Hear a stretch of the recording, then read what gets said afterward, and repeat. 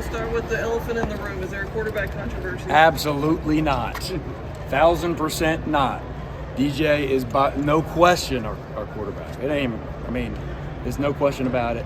Coach addressed the team about it. I mean, it's just like anything else. A guy goes out there and is not having a great day. I'm just glad we got guys that can come in there and we don't skip a beat, or we find a way to spark the team. All right? First thing that DJ said after the game is, Coach, all I want to do is win. It doesn't matter. I'm just so fired up about us winning. That's what he said. And that's who he is. And so he's going to be fine. No problem right there. So, yeah, there's no controversy at all. What do you think of Cade's energy and demeanor those in that fourth quarter? Yeah, well, I'll tell you, that's what you hope for. You know, when you have a guy that is special like Cade, that you know can spark some energy into the group and really just get it going. And that's the sign of a kid that's number one, just ready to go, and that isn't scared of the moment at all. And so just excited for him and for him to be able to finally get out on the field. You know, he hadn't had a ton of game experience, and for him to go out there with a lot of confidence and do some good things, I was really, really pleased. And then it was great to see the team rally around him too, you know. And I told the team after the game, or after in the locker room, I just told the offense that we have found every way known to man to win a game, you know. Whether we're throwing for 350, we're rushing for almost 300 like today, all right? And that's what's so special about our group, is we have guys that are just putting it all on the line and doing whatever it takes to win. Did this remind you a little bit of the Chase Price game? It did. Yeah, it did. It did. Chase was here, wasn't he? I mean, you know what? I think he was. I heard he was coming. So it was. I mean, just another example of a guy that came in and, you know, just sparked us and got us a victory. Coach, when you make a quarterback change like that, how much of a luxury is it to be able to fall back on a guy like Will Shipley? He didn't play in this game last year. It was tight. 242 all-purpose yards. I mean, y'all see it week in and week out. The more he gets the ball, the better he is, and he just found ways, man. And our offensive line was incredible tonight. That was a challenge. We knew we were going to be bigger than they were. I mean, their defensive line was not big, weren't big guys. Did a lot of twisting and moving, and we really did a good job of covering them up and creating lanes for Shipley and Maffa.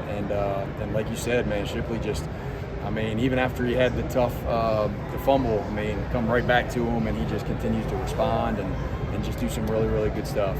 Say about this team to win a game and lose the turnover battle. Yeah. 4-1. Yeah, it wasn't a close turnover battle either. You know, it was, you know, I think, you guys can correct me if I'm wrong, but I think coming into this game we were ranked second in the country offensively of taking care of the football. Top five. I think we were second, but so that's something that we've been doing very, very well. And I hate that today, you know, we just struggled taking care of the ball. And you know, and it was just another way. We found a way to overcome all of those mistakes, and the guys just kept believing, and that's what we've been talking about all year long, is just guys believing. And so overcoming having 4 turnovers, that's hard to do. So you know you got something special when you can do that. What's your message to DJ in the moment and then after the game? Oh yeah, I said, hey DJ, we're just gonna go with Cade and just try to get something sparked. He goes, yeah, Coach, I'm good. Yeah, let's do it. You know, so he's all in with everything. I mean, I've never seen a kid so dedicated and so fired up about winning, and just whatever it takes, you know, no matter what. And then afterwards, man, I just told him how proud I was of him as a leader. I mean, he was the first guy to congratulate Cade and everything he did the whole day. You know, and that's not the norm. And that just goes back to the culture that we have, and the culture that we really, really, you know, it's just allowed us to be like this and be able to win games like that, and because of that culture. Any communication with DJ about why things didn't go his way today, and why he kind of wasn't himself? No, we really hadn't had a chance to really talk exactly what happened, other than the plays out on the field. I mean, he just made a couple poor decisions. Really, the first interception was he just threw it late. He just wasn't on time. And then the second one, off to look at the film, obviously he threw it up in the middle safety look. And so, you know, we got to get that fixed. You know, just stuff that he hasn't done most of the year. And he'll get it fixed, though. I got no concern at all. Was part of that Brandon, maybe you being ran hesitant 84. or late being the way Syracuse like to disguise coverage? I think Dabo said this week he's got to make sure what he sees post-snap Yeah. is the same what he thought he saw pre-snap. Yeah, it was. It were really, they were a lot simpler today than they've showed on film. So it was not a difficult coverage. It was a two safety look. He just has to read the corner right there. He read the corner kind of sat down, and he ended up, just throwing it late and behind him. It might have been a one high, but it was a man coverage, and they switched off the two receivers. But it should have been a clean throw right there. He just threw it late, Brandon, you guys ran 34 more plays. How much of that were you trying to wear them down the more you held the ball if you ran? Yeah, I mean, number one, we really, really wanted to establish the run game. And really, we knew with the offensive line that we got and the running backs that we got, just continue to give them the ball. And I mean, really, we had so much push and surge all night long. I just had to keep going back to it. I think we ran the ball 60 times tonight, and they just kept responding. And kind of like I've talked about, Shipley keeps getting better the more you get it to him. Same thing with the offensive line. They just kept getting better and better and better, and really, really dominated the front. And that was really, really good to see. So. All the talk to me about Shipley, but Maffa. I mean, when he gets in the ball, he punishes defenses. He really does. Talk about the 1-2 punch that you have. It is. I was just really proud of both those guys, and they feed off of each other. I thought Coach Spiller did an awesome job of how he subbed and when he subbed and just the timing of all that. And like you said, we don't skip a beat at all with Phil Maffa in the game. There's no question about it. Doesn't matter what the scenario is. I got so much confidence in him. So just proud of those guys. It seemed that Syracuse was trying to knock him on the big play. He was a lot of too high safety. Was it hard to try to stay patient with the run game? Is that kind of what you saw too? As they were trying to take away some Yeah, they did. They played a lot more base defense and a lot more too high stuff, especially on first down. And so we weren't used to seeing that as much. And so I just felt like, and it was easier to be patient because we were running the ball so well. And it was awesome to see that. Like, we can kind of take whatever they're giving us. They're playing two safeties and keeping those guys out of the box, and we're able to run the ball. And when you have a team that has so much, so much talent in all positions, you're able to do that, kind of take what they give you. So it was fun, and it was good to be patient and really just continue to run that rock. Did you have to adjust much when Cade came in the game and the play calling standpoint? One thing we did was we felt like playing with the better tempo, so we had more tempo plays, just trying to go faster, and our guys were feeding off of it. And it kind of goes back too with how many plays we ran, a lot more than they did, and so we kept their defense on the field a good bit and continued to wear them down. So in that second half, just being able to play a little bit faster and wear them down even more kind of helped our tempo.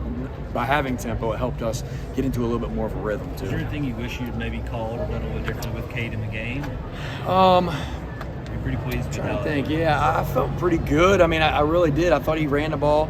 I thought he ran the ball when he needed to, and I just felt like the way that our guys were blocking in the run game, and I just knew before long Shipley was going to hit that long one for that touchdown, and so just trying to be patient, and you got to protect. There's a guy coming in the game that hadn't played in the game in a while, so it worked out good. I have to ask about the two. Yep. I have to ask about the 2-point conversion. The Dabo looked pretty irate on the sidelines. What was the miscommunication there? Well, we told our offense right before we started the drive, hey, we score here, we're going to go for 2. And then they got caught up in the celebration, and I got the call. I tried to get the call in, and we just didn't have enough guys paying attention, really. So that's our job as coaches, to make sure that they're ready to go for that 2-point play. And we had to change our call. We changed our call, and then Cade and Gada just made a heck of a play on a scramble situation. Brandon, when you saw that flag go fly on the sideline on the 3rd and 25, At the end, knowing Cade was scrambling in Oh. the third quarter. I mean, When we threw the deep one to the end zone? No, this was earlier. This was on his first drive. Okay. His first drive when they hit him out of bounds. Oh, yeah. 125 when you are going to punt. Yeah, it was a beautiful yellow colored flag. It was beautiful. Yeah. I mean, looking back, how much life did that give you guys? Very much so. Yeah, anytime. I mean, anytime that happens and just helps us with our momentum, you know, and we were obviously way behind the sticks there, and man, it was really good to see that. What's the mindset? You have 2 weeks to prepare for South Bend. No better time for a bye week after what y'all have gone through. What's the mindset for the offense going forward? Yeah, I talked to them after the game just about recommitting. You know, obviously go enjoy this one. I mean, geez, there can't be a better time for an off week. I mean, we've been going at it for 8 straight weeks, and so we have an opportunity to kind of rest up a little bit and recommit, really recommit, and that means, hey, we're going into our championship phase now as far as how we run our program and how Coach Sweeney kind of talks about the different phases of the year. And so recommitting and just making sure that we stay a mature group. And the mature group is guys that find ways to get better. And that's what this open week is going to be for, resting up, but also really, really finding ways to get better. You mentioned DJ made mistakes today that he really hasn't all year. How do you that? I guess kind of what's your message to him to keep that from happening? Yeah, I just think we just got to look at see how maybe what it was or if he prepared any differently or anything like that, and then really just move on, because this happens in every sport out there of guys not being perfect every single game, and the key for him is just to bounce back. Just bounce back, and he will. He's been in a lot tougher situations. I know that. So he's built for this, and he's built for these situations. Did you feel like he, got tentative at all maybe after that first pick? Or? Maybe so, a little bit. And that's what I kept talking to him about is, hey, just stay in attack mode.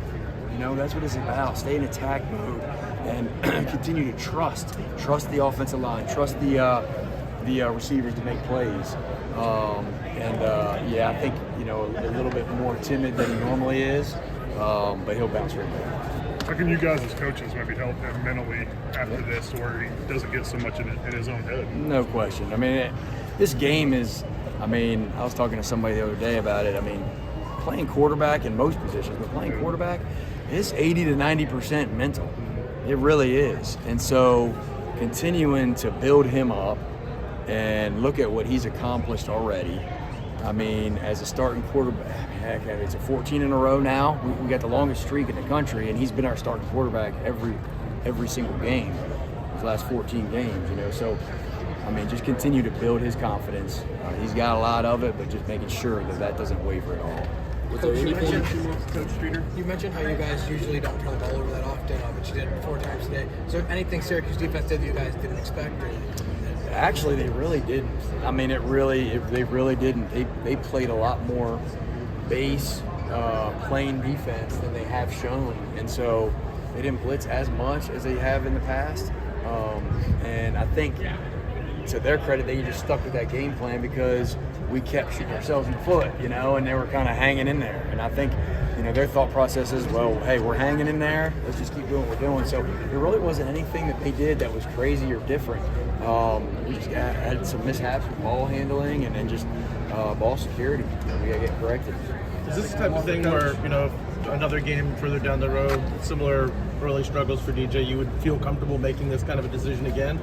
Yeah, I mean, everybody knows on this roster that they got to play well in order to continue to go out there and play. I mean, everybody has competition all the time. So, I mean, he knows he doesn't have to be perfect, and he's had several games already this year that he didn't start fast or had to overcome a couple missed throws or misreads and then found a way to get it done, So I just think that there's a lot of positive, not necessarily for DJ in that case, but there's a lot of positive that came out of what happened today because we found a way to win. We found out that, Cade can come in and do some stuff, and we don't have to slow down. That's a good feeling for a coach, And obviously we got to, fix, what DJ had going on today, but he's he'll bounce right back. Thank you very much, Coach. Yep, absolutely.